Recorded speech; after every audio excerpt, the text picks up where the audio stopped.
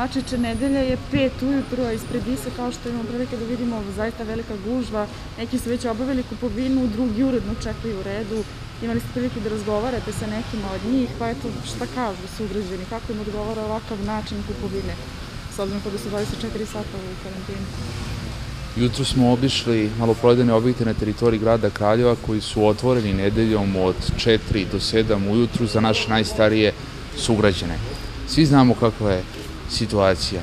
S obzirom da naši penzioneri, lica starije od 65 godina, ne mogu da se kreću tokom dana, oni imaju priliku da nedeljom ujutru posete maloprodajne objekte i obave kupovinu. Kao što vidite, veliki broj sugrađana je danas sa nama i mi smo razgovarali o načinu života penzionera u doba korona virusa i o tome kako uspevaju da provedu svoje vreme.